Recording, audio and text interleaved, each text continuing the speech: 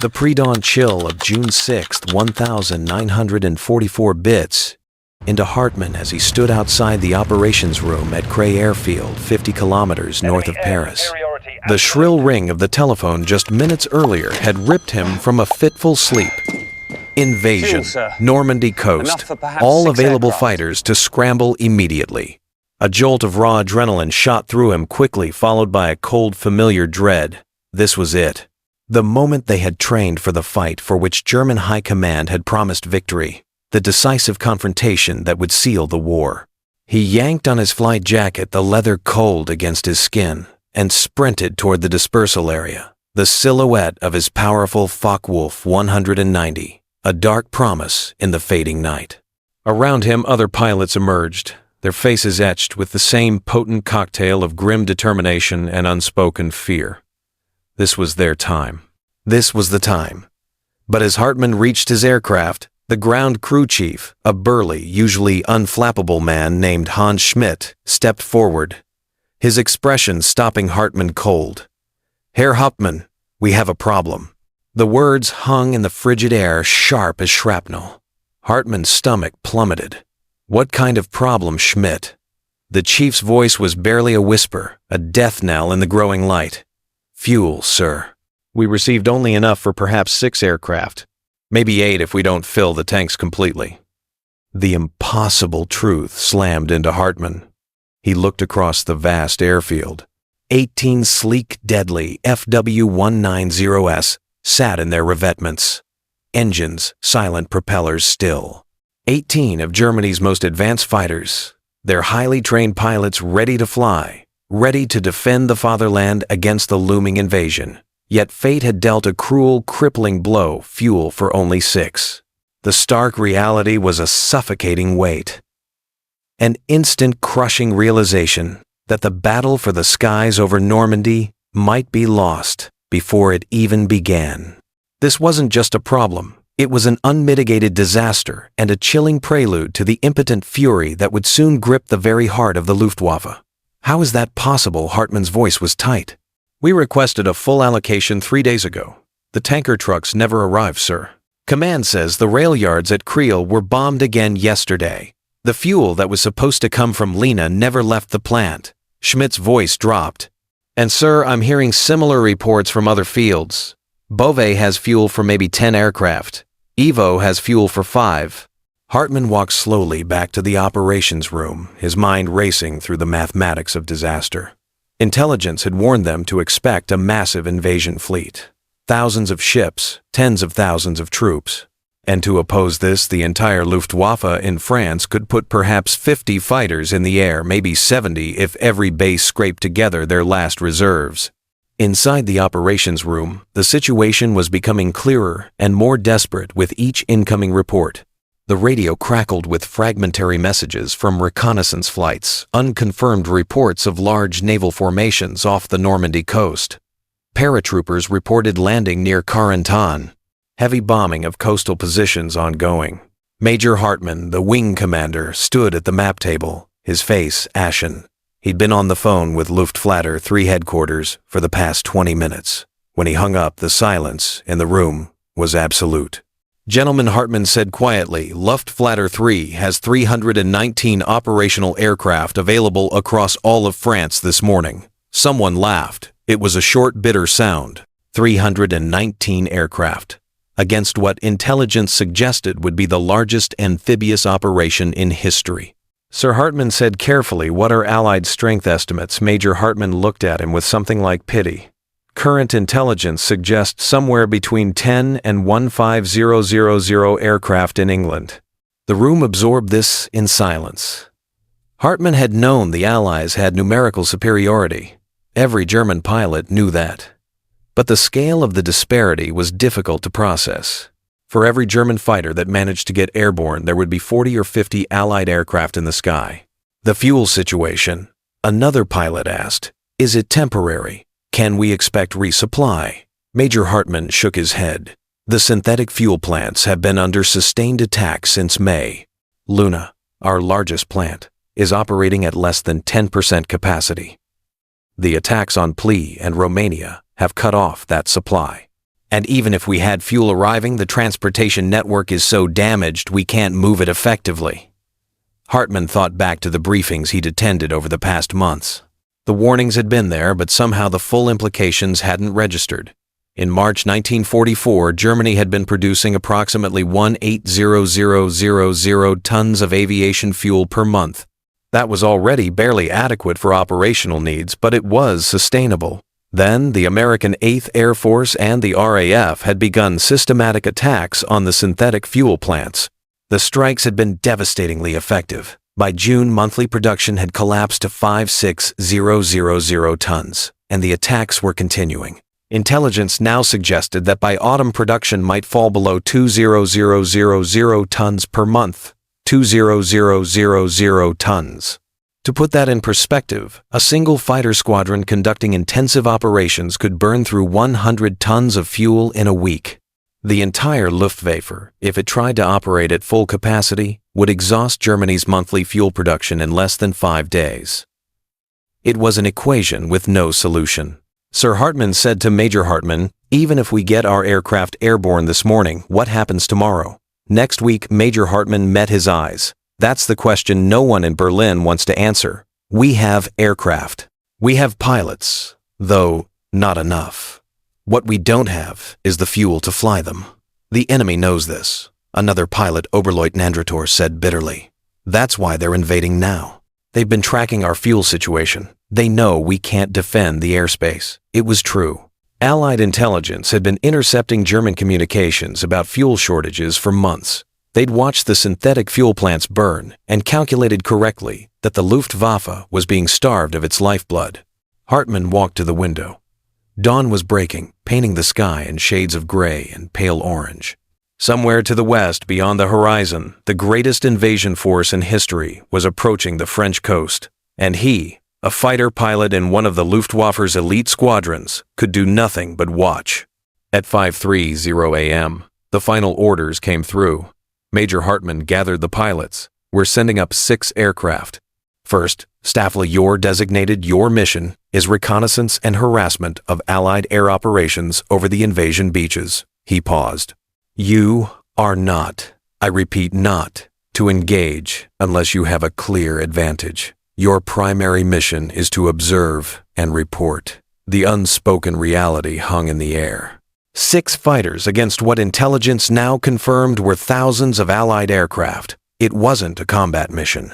It was a gesture, a symbolic act to prove the Luftwaffe hadn't completely abandoned the battlefield. Hartman would not be flying. His Staffele was being held in reserve, though for what purpose, no one could say. He walked out to watch the 6 FW-190 taxis to the runway. Good pilots, all of them. Men he'd trained with, flown with, drunk with. In the officers' mess, he wondered how many would come back. The aircraft engines roared to life propellers, spinning into invisible discs. One by one, they accelerated down the runway and lifted into the pale morning sky, turning west toward Normandy. Within minutes, they were gone, 6 small specks disappearing into the vastness of the sky. And then the airfield fell silent again. 12 FW-190s remained in their revetments, fully armed, perfectly maintained, and utterly useless. Hartman stood on the tarmac, hands in his pockets, and for the first time in his military career felt completely powerless. It's not supposed to be like this, Schmidt, the ground crew chief said quietly beside him. We're supposed to be the best air force in the world, the most advanced fighters, the best training, and we're grounded because we don't have fuel. Hartman didn't answer. What was there to say Schmidt was right? The Luftwaffe had excellent aircraft. The FW-190 was by many measures superior to most Allied fighters. German pilots, even the young ones with limited training, often had tactical advantages in certain situations. But none of that mattered if the planes couldn't leave the ground. At 6:15 a.m., the first reports began coming in from the reconnaissance flights that had managed to get airborne. What they described was almost beyond comprehension. The English Channel was covered horizon to horizon with ships, not hundreds, not even thousands. Nearly 7,000 vessels of every description, and above them, filling the sky like a swarm of locusts, were Allied aircraft fighters providing air cover, medium bombers striking coastal defenses, heavy bombers pulverizing German positions, miles in land transport aircraft, towing gliders full of paratroopers. The radio operator in the operations room was transcribing the messages as they came in his hand, shaking slightly. Observer reports estimate 500-plus Allied aircraft visible from single vantage point. No Luftwaffe aircraft observed over invasion beaches. Allied fighters operating in squadron strength at all altitudes. Request immediate support. Enemy air superiority, absolute. The last message was the most telling. Absolute air superiority. The Allies owned the skies so completely that German ground forces were requesting air support they knew couldn't come. Hartman listened to the reports and felt a cold certainty settling over him. This wasn't a battle. It was an execution. The outcome had been decided not by tactics or courage, but by mathematics, by industrial production, by oil refineries and synthetic fuel plants, and the bomber streams that had methodically destroyed them. At 7:00 a.m., one of the 6 fighters returned. Emergency landing. The pilot Littman Becker had been hit by anti-aircraft fire from an Allied destroyer. His aircraft was riddled with holes, hydraulic fluid streaming from a severed line. As the ground crew pulled him from the cockpit, Becker was shaking. Not from injury. He was unhurt, but from what he'd seen. "There are so many of them," he said, his voice hollow. "The sky is black with their aircraft. I counted 50 fighters in one formation. 50. And that was just one formation. I saw their ships. You can't count them. The sea is just steel, from one horizon to the other. And above it all, their aircraft everywhere you look. Everywhere." He looked at Hartman with haunted eyes. "Sir, we can't fight this. There's no way to fight this." What Hartman and his fellow pilots didn't fully understand, what perhaps no one except a few strategists at Allied headquarters fully grasped, was that D-Day wasn't the beginning of the decisive battle. The decisive battle had been fought and won months earlier in the skies over German industrial centers. Between May and June, 1,944 American and British bombers had flown thousands of sorties against Germany's oil infrastructure. The target list read like a catalog of industrial destruction. Leuna, the massive synthetic fuel complex, had been hit repeatedly. Politz-Marisburg, Brix, Gelsen, every major fuel production facility had been struck. The attacks had been precise and devastating. Intelligence reports intercepted by the Allies confirmed the damage. A memorandum from Albert Speer, Germany's armaments minister to Hitler, painted a picture of industrial collapse. The attacks in May and June, Speer had written, have reduced the output of aviation fuel by 90%. It would require 6 to 8 weeks to make minimal repairs to resume production. But unless the refineries are protected by all possible means, coverage of the most urgent requirements of the armed forces can no longer be assured. Baffenjoscher. In 2 months, the Allies had essentially cut off the Luftwaffe's fuel supply, and the genius of the campaign was its cascading effect. Without fuel, German fighters couldn't intercept Allied bombers effectively, which meant Allied bombers could strike with greater impunity, which meant more fuel plants destroyed, which meant even less fuel. It was a death spiral, and by June 6th, it was essentially complete. Hartman knew none of these specific details, but he understood the reality. The ground crew chief had mentioned that the fuel tankers hadn't arrived from Luna. What he hadn't said, what perhaps he didn't know, was that Luna had been struck by 935 heavy bombers on May 12th. That single raid had knocked out over 80% of the plant's capacity, and it had been hit again on May 28th and again on May 29th. The fuel that was supposed to keep Creel Airfield operational simply didn't exist anymore. It was burning in the ruins of Luna. Even if the fuel situation had been better, the Luftwaffe faced another catastrophic problem: trained pilots. The same strategic bombing campaign that destroyed fuel production had also been systematically destroying German fighter pilots. In the 5 months before D-Day, the Luftwaffe had lost over 2,000 fighter pilots, not aircraft pilots, 2,000 trained aviators, dead or severely wounded. Training replacements took 18 months under peacetime conditions. But these weren't peacetime conditions. The training program itself was crippled by fuel shortages. New pilots were receiving 60 hours of training in operational aircraft compared to 225 hours for Allied pilots.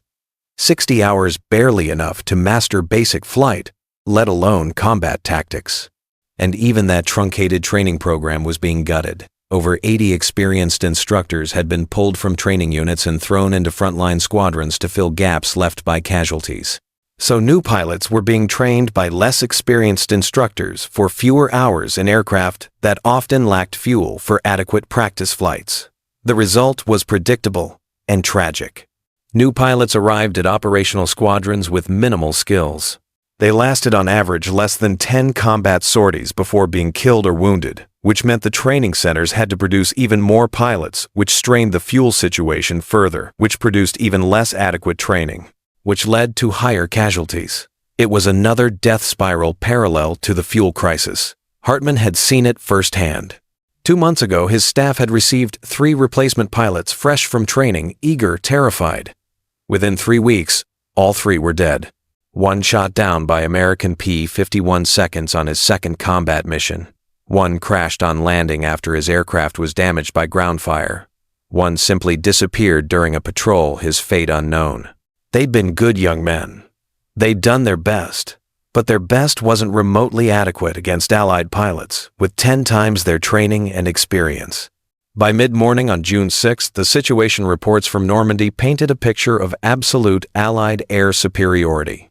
The Luftwaffe's entire effort for the day would total approximately 100 sorties across all of France. 100. The Allies, by contrast, flew 14674 sorties on D-Day alone. 14000. The disparity was so extreme it was almost meaningless. Human brains aren't designed to process that kind of numerical difference. It would be like comparing a candle to the sun, and the impact on the ground was devastating for German forces. German soldiers dug into defensive positions along the coast had no air cover whatsoever.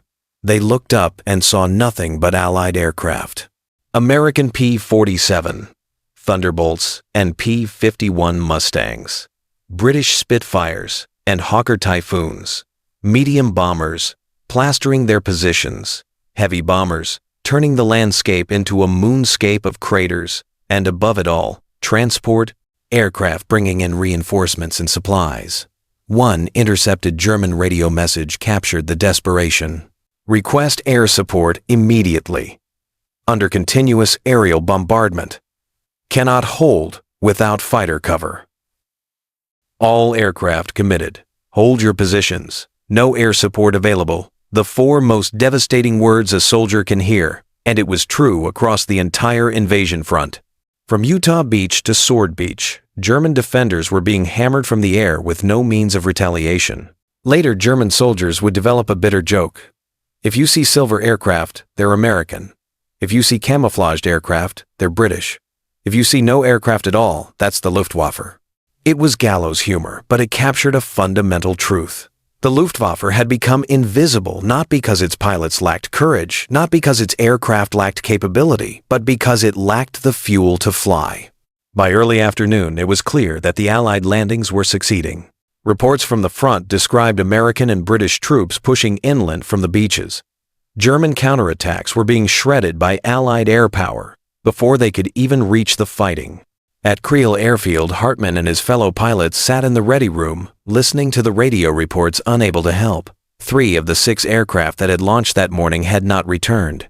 1 was confirmed shot down by American fighters. 1 was missing, presumed crashed or shot down. 1 had landed at another airfield with battle damage and insufficient fuel to return. Of the 3 that had returned to Creel, 2 were damaged and would require repairs before flying again. 6 sorties, 3 aircraft lost or out of action. And what had they accomplished? They'd observed the invasion. They'd confirmed what everyone already knew. The Allies were landing in overwhelming force. The German defenders were fighting hard but being overwhelmed by sheer material superiority. And the Luftwaffe was impotent to intervene in any meaningful way. "We should have scraped together fuel for all 18 aircraft," one pilot said bitterly. "At least we could have made some kind of effort." Major Hartman shook his head. And then what, tomorrow we'd have 0 aircraft available? At least this way we maintain some minimal capability. But his voice lacked conviction. It didn't matter whether they flew 6 aircraft today and 6 tomorrow, or 12 aircraft today and none tomorrow. The mathematics were inexorable. The Allies had such overwhelming superiority that the Luftwaffe's presence or absence made no meaningful difference to the outcome. They were spectators at their own defeat. At 3 p.m., new orders arrived. The wing was being relocated. Allied intelligence had likely identified Creel as an active Luftwaffe base, which meant it would be bombed within hours or days.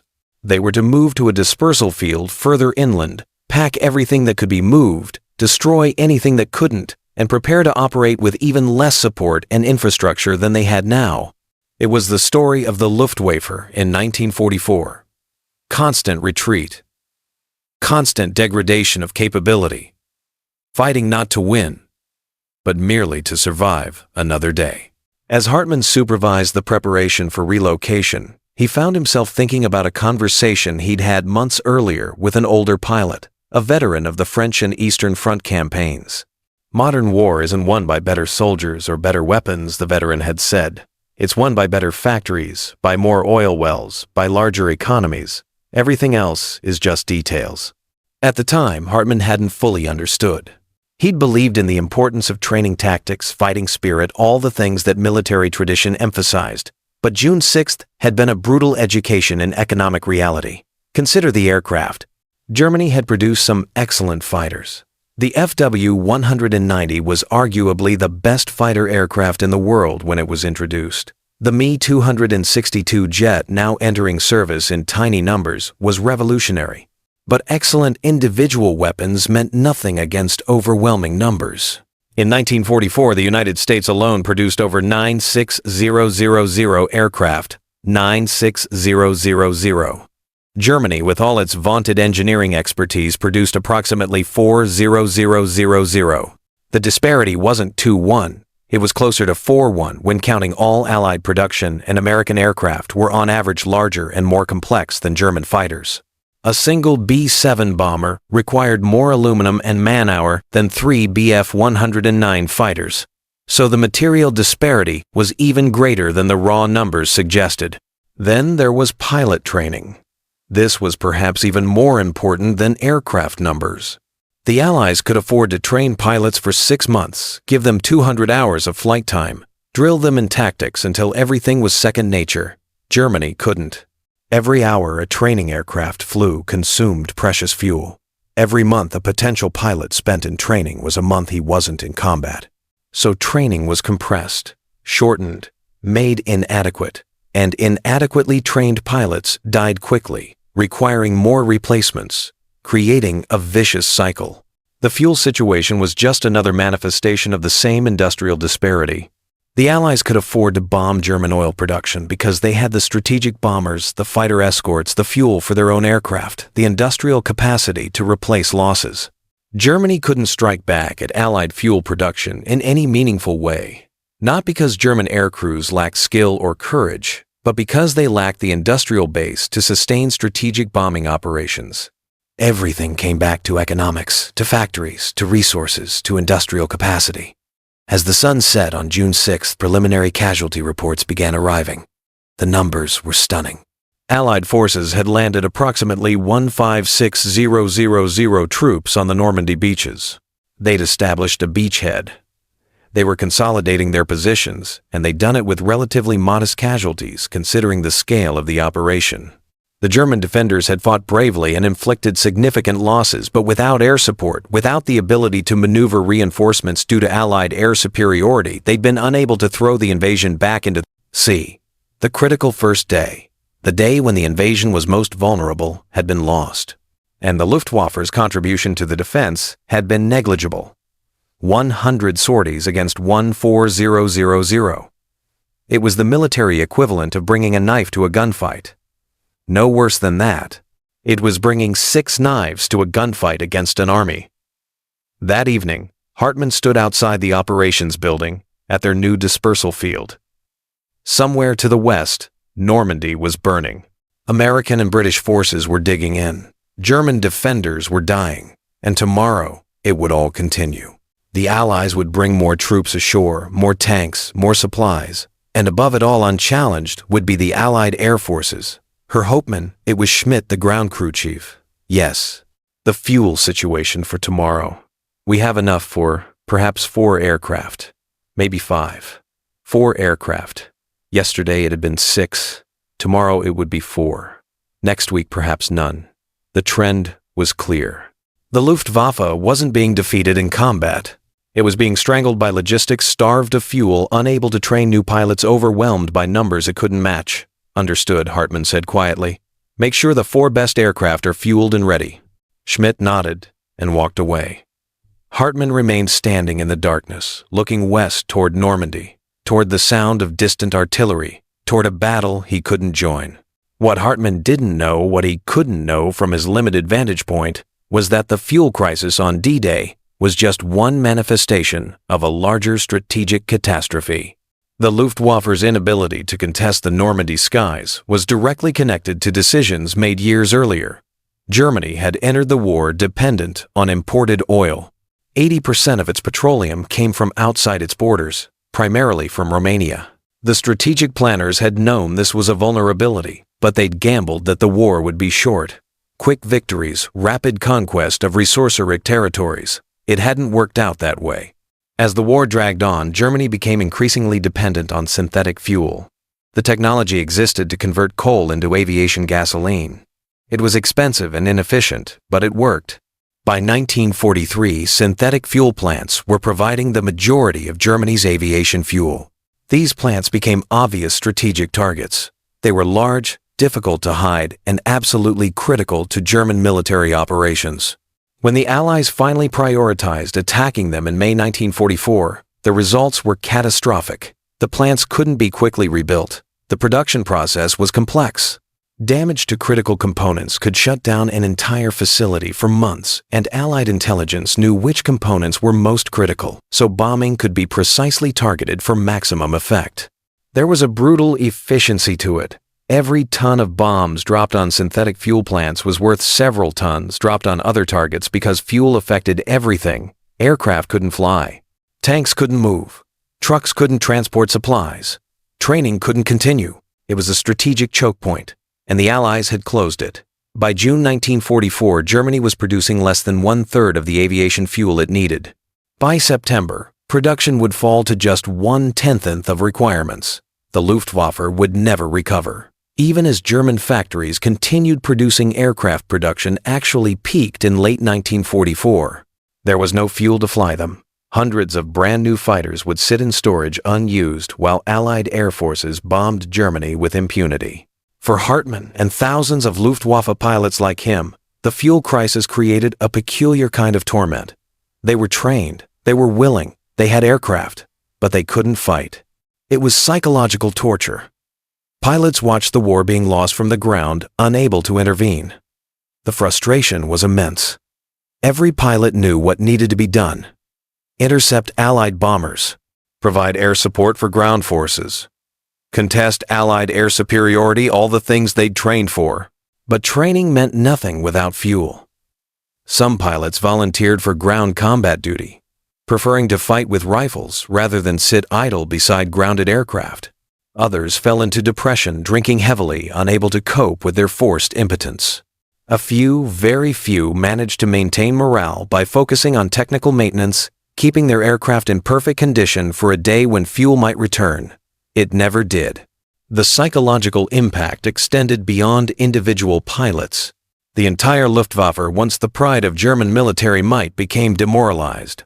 Veterans who'd flown in Poland, France, Britain, Russia, men who'd seen combat across the breadth of Europe, now sat helpless while their country was invaded. The contrast with 1,940 was stark and painful. 4 years earlier, the Luftwaffe had dominated European skies. Now, it couldn't even protect its own homeland. That collapse had happened so quickly. In 1943, the Luftwaffe was still a formidable force. By mid-1944, it was a hollow shell, and the pilots knew it. They could see the inevitable outcome. Without fuel, without adequate numbers, without air superiority, Germany would lose, not might lose, would lose. It was mathematical certainty. The only question was how long it would take, and how many would die in the interim. June 7th dawned gray and drizzly. At the dispersal field, Hartman and his fellow pilots prepared the 4 aircraft that had been fueled 4 fighters against an Allied air force that was now operating from captured airstrips in Normandy itself, expanding its already overwhelming advantage. The mission brief was simple. Reconnaissance. Avoid combat unless absolutely necessary. Return immediately if engaged by superior forces. In other words, fly over. Observe and run away. It was a far cry from the aggressive fighter tactics German pilots had been taught, but it was all that could be done with 4 aircraft and no prospect of reinforcement. The 4 fighters took off at 7:00 a.m. They returned 3 hours later, having accomplished nothing except confirming what everyone already knew. Allied forces were consolidating their beachhead. More troops and equipment were coming ashore every hour, and the sky was absolutely thick with Allied aircraft. Over the following days and weeks, the pattern repeated. A handful of sorties, minimal impact, steady attrition. By the end of June, the Luftwaffe had effectively ceded air superiority over France. German ground forces fought on stubbornly defending every hedgerow and village, but without air cover, their position was hopeless. Allied fighter bombers roamed freely, destroying any vehicle that moved during daylight hours. German reinforcements had to move only at night, slowing their arrival at the front. Supply convoys were devastated from the air. Artillery positions were spotted and bombed before they could fire more than a few salvos. The mathematical superiority that had been so evident on D-Day extended into the entire Normandy campaign. For every German tank destroyed, the Allies brought up 3 more. For every German soldier killed, Allied replacements landed from the endless stream of ships. For every German aircraft shot down, 10 Allied aircraft took its place. Hartman flew occasionally when fuel was available. He survived through a combination of skill, luck, and caution. But he knew he was surviving in a losing cause. Every flight confirmed it. The Allies weren't just winning. They were winning so overwhelmingly that German resistance was merely delaying the inevitable, not changing it. In the post-war years, historians would debate the reasons for Germany's defeat. Some would emphasize tactical mistakes. Others would focus on strategic blunders or political decisions. But for those who understood the economic fundamentals, the answer was always clear. Germany lost the air war because it lost the production war. The numbers were stark and unforgiving. In 1944, the United States alone produced over 96000 aircraft. 96000. Germany, with all its vaunted engineering expertise, produced approximately 40000. The disparity wasn't 2-1. It was closer to 4-1 when counting all Allied production, and American aircraft were on average larger and more complex than German fighters. A single B-7 bomber required more aluminum and man-hour than 3 Bf-109 fighters, so the material disparity was even greater than the raw numbers suggested. Then there was pilot training. This was perhaps even more important than aircraft numbers. The Allies could afford 6-month training programs. Germany couldn't. So Allied pilots entered combat with twice the training time and vastly more experience. They survived longer. They scored more victories. They required fewer replacements. It was another virtuous cycle for the Allies and death spiral for Germany. Better training led to better pilots. Better pilots lived longer. Longer-lived pilots became experienced veterans. Experienced veterans trained the next generation effectively. Meanwhile, Germany produced half-trained pilots who died quickly, requiring more replacements, straining the training system further, producing even less adequate pilots. Mathematics doesn't care about courage or determination. 2 + 2 = 4, whether you're brave or cowardly. And the mathematics of industrial warfare said Germany couldn't win. Not with the resources available, not with the production capacity at hand, not with the fuel situation collapsing. By June 6, 1944, the conclusion was foregone. The only question was how long it would take for the mathematical certainty to play out on the battlefield. Franz Hartmann survived the war. He flew his last combat mission in December 1944, when fuel shortages became so severe that even reconnaissance flights were rare. His final sortie was typical of the Luftwaffe's dying months. Limited fuel, obsolete tactics, overwhelming enemy superiority. He took off with 3 other fighters, flew for 90 minutes, saw dozens of Allied aircraft avoided combat, and returned having accomplished nothing. After landing, he was informed there was no more aviation fuel at the field. His aircraft would be towed to a dispersal area and camouflaged. Perhaps more fuel would arrive next week. Perhaps not. It didn't arrive. That was his last flight. In January 1945, Hartman's unit was transferred to airfield defense duties. Fighter pilots became ground troops defending airstrips that had no fuel to operate aircraft. The irony was not lost on anyone. In April 1945, as Allied forces advanced into Germany, Hartman's unit surrendered without firing a shot. There was nothing left to defend. No aircraft, no fuel, no hope. After the war, during interrogation by Allied intelligence officers, Hartman was asked when he knew Germany had lost. His answer was immediate. June 6, 19444, 15 inches the morning. When I was told we had fuel for 6 aircraft, the intelligence officer looked puzzled. Surely, he suggested, there had been earlier signs. The Eastern Front defeats the bombing campaigns, the loss of North Africa. Hartman shook his head. Those were defeats. June 6th was different. That was the moment I understood we weren't losing battles. We were losing the war itself. Because the difference wasn't tactics or leadership. It was fuel, steel production things that courage couldn't overcome.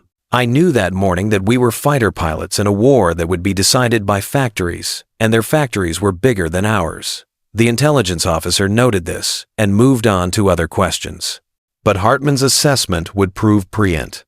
In post-war studies, historians would identify the oil campaign as one of the 3 most decisive factors in Germany's defeat. Alongside Soviet manpower and Allied industrial production, Hartman returned to Germany in 1947. He never flew again. He couldn't bring himself to enter an aircraft after the war. The association with frustration, with impotence, with watching defeat unfold from the ground was too strong. He worked in construction, rebuilding the Germany that bombing had destroyed. He rarely spoke about his war experiences. When asked by younger generations what it was like to be a Luftwaffe pilot, he would say simply, "We had the training. We had the aircraft. We didn't have the fuel." That's the whole story. The story of June 6, 1944, from the Luftwaffe's perspective, is ultimately a story about the nature of modern warfare. It's a story about how industrial capacity matters more than individual courage, how logistics determines outcomes more than tactics, how resource production shapes strategic possibilities more than battlefield brilliance. The German pilots at Creel Airfield that morning weren't cowards. They weren't incompetent. They weren't poorly trained by the standards of their time. They were professionals who found themselves on the wrong side of an industrial equation they couldn't solve. The Allied invasion succeeded not primarily because Allied soldiers were braver or Allied generals more clever, but because Allied factories produced more aircraft, more fuel, more everything. And that production advantage built over years proved decisive in ours. For every German fighter that managed to get airborne on D-Day, there were 40 Allied aircraft in the sky. That wasn't a tactical disparity. That was industrial dominance. And industrial dominance, once established, is almost impossible to overcome through battlefield action. You can't outfight an enemy who can replace losses at 10 times your rate. You can't outmaneuver an opponent who has fuel for unlimited operations while you're rationing every gallon. The mathematics are inexorable.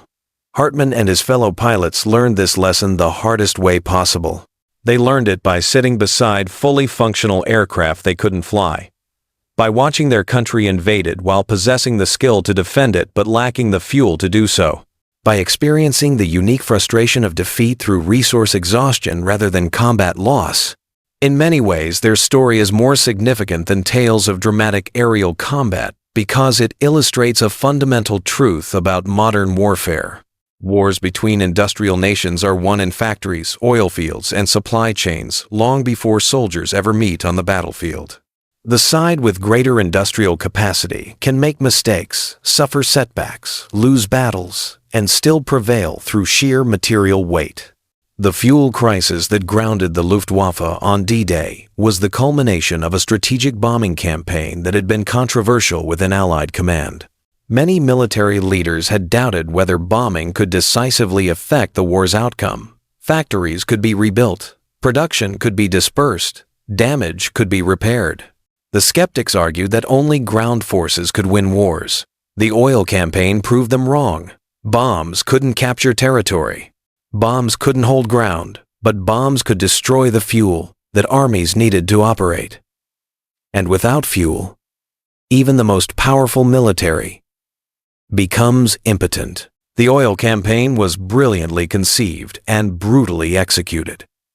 Allied planners identified Germany's dependence on synthetic fuel as a critical vulnerability. They developed the targeting priorities to exploit it.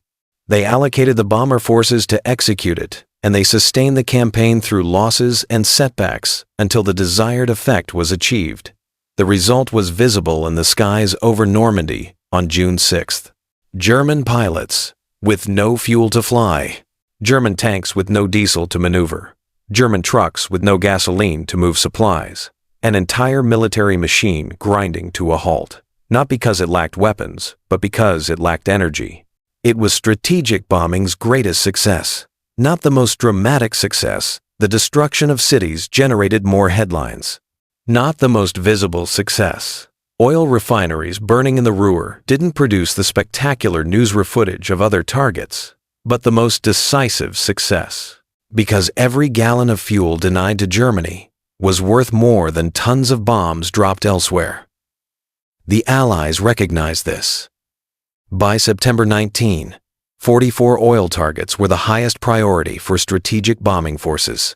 Everything else, aircraft, factories, ball bearing, plants, even direct support of ground operations, was secondary. The oil campaign took precedence because it affected everything. Destroy fuel production, and you destroy mobility. Destroy mobility, and you destroy operational capability. Destroy operational capability, and you win the war. The Luftwaffe pilots grounded on D-Day were victims of that strategic insight. They were brave men rendered helpless by a targeting priority they probably didn't even know existed. After the war, researchers compiled comprehensive statistics on the Normandy campaign. The numbers told the story of Allied dominance with crystalline clarity. On D-Day itself, Allied forces flew 1, 4, 6, 7, 4 sorties. The Luftwaffe flew 319. Over the following week, as the Allies consolidated their beachhead, the disparity widened. Allied sorties numbered in the tens of thousands daily. German sorties rarely exceeded 100. By the end of June, the Luftwaffe had effectively ceased to exist as a fighting force in France.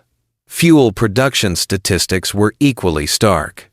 In March 1944, Germany produced 1,800,000 tons of aviation fuel. By June, that had fallen to 5,600,000 tons. By September, it would be down to 2,000 tons, and consumption exceeded production every single month. Germany was burning through stockpiles, operating on borrowed time. Every sortie flown drew down reserves that couldn't be replenished.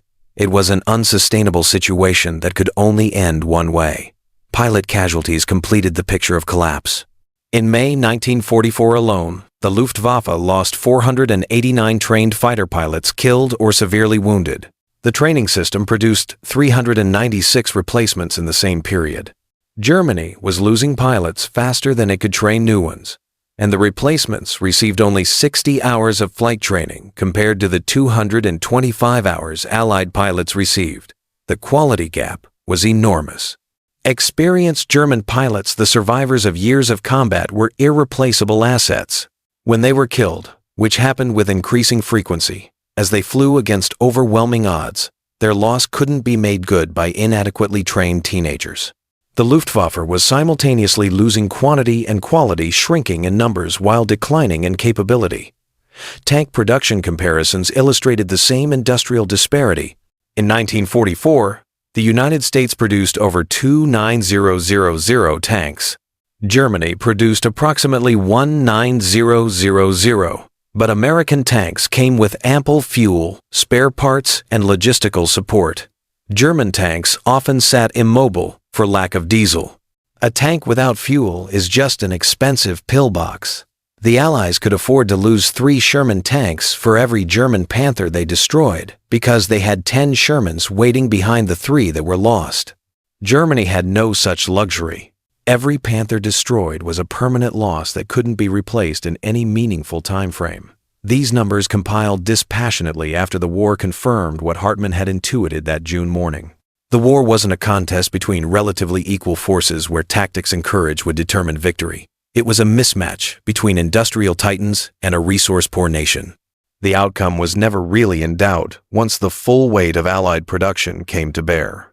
Throughout the summer of 1944, as Allied forces broke out from the Normandy beachhead and swept across France, the Luftwaffe remained conspicuously absent from the skies. German soldiers fighting on the ground developed a bitter resentment toward their air force. They didn't understand why they had no air cover. They didn't know about fuel shortages or pilot training problems. They just knew that when they looked up, they saw only Allied aircraft. And those aircraft made their lives hell. Every daylight movement was spotted and bombed. Every concentration of troops drew strikes. Every supply convoy was a target. Fighting without air cover, German ground forces learned was like fighting with one arm tied behind your back. Possible, but nearly impossible against a competent enemy. The psychological impact was severe. German morale, which had remained relatively high through earlier defeats, began to crack. It's one thing to fight and lose battles. It's another to fight while enemy aircraft circle overhead, untouchable, dealing death at will. The feeling of helplessness was corrosive. For Luftwaffe personnel, watching from the ground, the experience was even more bitter. They had aircraft, they had pilots, they had the will to fight. They lacked only fuel. And that single deficiency made everything else meaningless. It was a unique form of torture. Imagine being a chef without ingredients, a surgeon without medical supplies, a teacher without students. Professional capability rendered useless by the absence of a single critical resource. Some Luftwaffe ground crew watching Allied aircraft fly overhead unchallenged broke down emotionally. Years of training, thousands of hours of aircraft maintenance, all for nothing because fuel trucks no longer arrived. The airfields themselves became strange, surreal places. Perfectly maintained aircraft lined up in revetments, armed and ready propellers, motionless engines, cold, like a museum exhibit of a military force that used to exist. Occasionally, when tiny amounts of fuel could be scraped together, a single aircraft might fly, one fighter making a token appearance over a battlefield dominated by hundreds of enemy aircraft. The pilot would fly, knowing the sortie was pointless, symbolic at best, suicidal at worst. But they flew anyway, because the alternative admitting complete impotence was psychologically unbearable. These flights accomplished nothing tactically, but they mattered psychologically. They were a reminder, however futile, that the Luftwaffe still existed, that German pilots hadn't given up even when their situation was hopeless. By December 1944, the fuel situation had deteriorated beyond recovery. Production had fallen to levels that couldn't sustain even minimal operations. The Luftwaffe made one last desperate effort during the Battle of the Bulge, Hitler's final offensive in the West. For this operation, fuel reserves were hoarded. Training was completely suspended. Every available drop of aviation fuel was allocated to support the ground offensive.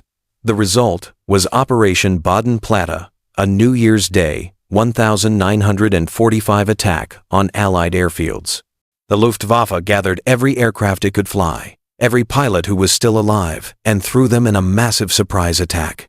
Nearly 1,000 German fighters participated. It was the largest Luftwaffe operation in months. The attack achieved tactical surprise and destroyed several hundred Allied aircraft on the ground. For a few hours, it seemed like old times. German fighters roaming Allied airspace, striking at will. But the success was Pyrrhic. The fuel expended in that single operation represented months of hoarded reserves. And the Luftwaffe lost approximately 300 pilots in the operation, including many experienced officers who were irreplaceable. The Allies, meanwhile, replaced their aircraft losses within days. The destroyed planes were barely missed. The operation's failure illustrated everything wrong with Germany's strategic position. Even when the Luftwaffe could muster significant forces for one operation, it couldn't sustain that effort. The fuel used for Boden-Platte left nothing for follow-up operations. Training remained suspended, defensive operations over Germany suffered, all for an attack that the Allies shrugged off within 72 hours. After Boden-Platte, the Luftwaffe essentially ceased to exist as an organized force. Individual aircraft still flew, scattered units still fought, but coordinated air operations were finished. The fuel was gone. In January and February, 1,945 fuel production fell below 1,000 tons per month.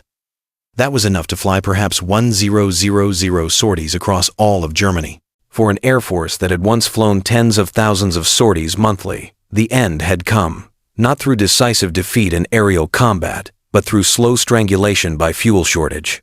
In April 1945, American forces overran Creel airfield. What they found there was testament to the fuel crisis that had crippled the Luftwaffe. Dozens of aircraft sat in perfect condition, fully armed, untouched by combat. They'd simply never flown for lack of fuel. American intelligence officers interviewed the German ground crew. The stories they heard confirmed what Allied bombing assessments had predicted. The oil campaign had worked exactly as intended. One ground crew chief told his interrogators, "We could have fought. We wanted to fight. We had good aircraft and brave pilots, but we had no fuel. For months, we watched the Allies bomb Germany, while our fighters sat on the ground unable to help." The American officer asked why the aircraft hadn't been moved, dispersed, hidden. The chief laughed bitterly. "Hidden where? Move them how? We had no fuel to fly them, no trucks with fuel to tow them. They sat where they were, because there was no other option." Similar scenes played out across Germany as Allied forces advanced airfields full of unused aircraft hangars, full of spare parts, storage facilities full of ammunition, everything except fuel. The Luftwaffe's death had been death by resource starvation, not combat defeat. Allied intelligence compiled extensive reports on the fuel situation. The conclusions vindicated the oil campaign's strategic concept. Without fuel, the Luftwaffe couldn't train. New pilots couldn't maintain combat operations, couldn't contest air superiority, couldn't provide ground support. The entire military structure collapsed from this single deficiency. One captured Luftwaffe officer, when asked what would have changed the outcome, replied simply, "Double our fuel production, and we fight for another year. Triple it, and perhaps we survive long enough for political changes." But the Allies controlled fuel production through their bombing. Once they targeted oil, our defeat became mathematical certainty. This was perhaps the most important lesson from the Luftwaffe's experience. Modern military forces are utterly dependent on fuel. Training consumes fuel. Operations consume fuel. Logistics consume fuel. Cut off the fuel supply, and everything stops. Not immediately, but inevitably. The Luftwaffe in June 1944 was a preview of its own future. Grounded aircraft, frustrated pilots, helpless rage at being unable to contest a battle that was being lost overhead. In the decades since World War II, military historians have extensively analyzed the factors that determined the war's outcome. The Luftwaffe's defeat in the air war features prominently in these analyses. Most historians agree on several key points. First, numerical superiority mattered more than technological excellence. German aircraft were often superior designs. The FW-190, the Mi-262, Jet, the advanced fighters of 1944-45 were formidable weapons, but they existed in insufficient numbers. The Allies could afford to lose 3 mediocre fighters for every excellent German fighter they destroyed, because they had 10 more mediocre fighters behind those 3. Germany didn't have that luxury. Second, resource availability determined operational capability more than tactical skill. German pilots, particularly the experienced veterans, were often more skilled than their Allied counterparts. But skill meant nothing when you couldn't take off for lack of fuel. A grounded ace is worth less than a mediocre pilot who can fly. Third, industrial production capacity was the foundational factor that determined everything else. More production meant more aircraft, more fuel, more ammunition, better logistics, longer training, higher quality pilots. Less production meant shortages, rationing, inadequate training, declining capability. The Allies outproduced Germany by margins that made the tactical and operational levels of war almost irrelevant. Fourth, strategic bombing, when properly targeted, could decisively affect war outcomes. The oil campaign proved that bombing could do more than destroy factories or terrorize populations. It could strike at the jugular of an industrial war machine, its energy supply, and bring the entire structure crashing down. These lessons shaped post-war military thinking. They influenced Cold War strategy. They informed decisions about resource dependency and strategic vulnerability. And they all traced back to mornings like June 6, 1944, when German pilots stood beside grounded aircraft unable to contest an invasion because their nation's fuel production had been destroyed by enemy bombers. Franz Hartmann's assessment that June 6, 1944, at 4:15 a.m., was the moment he knew Germany had lost was more than one man's perspective. It represented a broader truth about the nature of the war. By 1944, the outcome had been decided not by that morning's events, but by years of industrial competition that Germany had lost. The Allies hadn't just invaded Normandy. They'd constructed the industrial capacity to make invasion possible. They'd built the ships, trained the troops, produced the aircraft, refined the fuel, manufactured the ammunition, everything required for a successful invasion.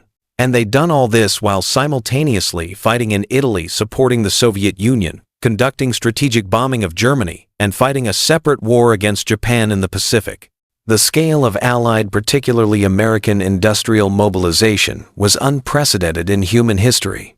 Germany fighting alone after Italy's collapse couldn't match it, wasn't even close. The disparity was so great that tactical and operational excellence areas where Germany often maintained advantages couldn't overcome strategic industrial inferiority. For the Luftwaffe pilots grounded that morning, this represented a profound psychological defeat.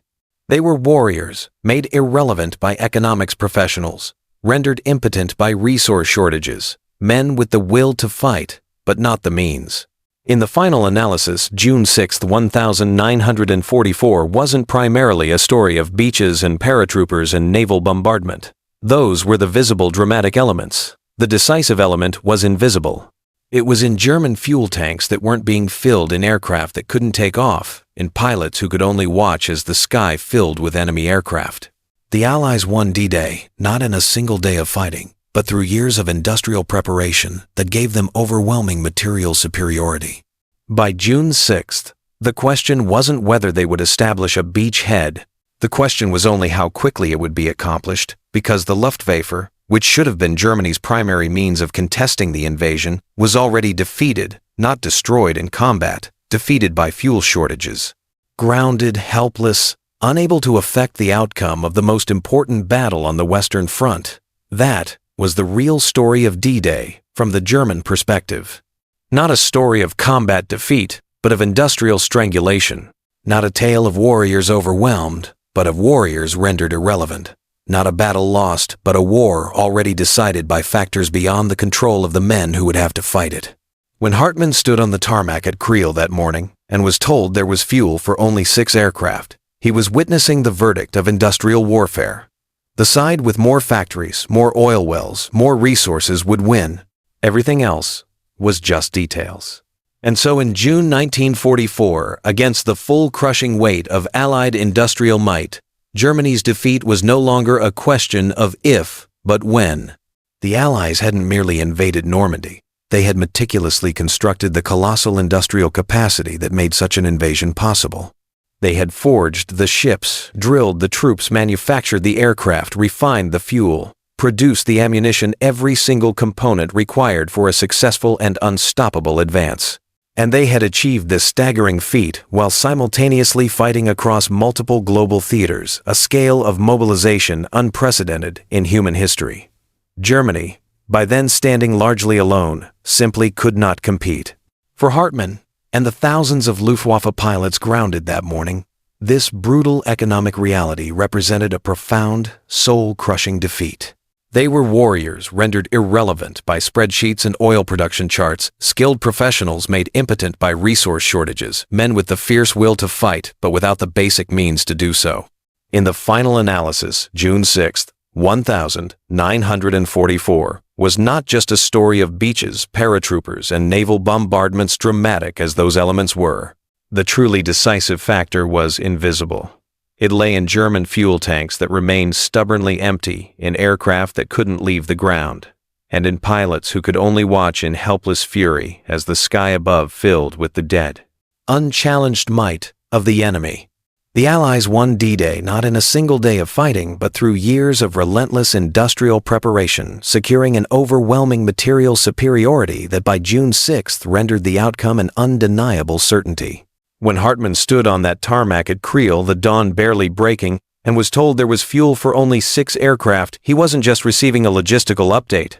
He was witnessing the stark, unforgiving verdict of industrial warfare. The side with more factories, more oil wells, more resources would win. Everything else was just details.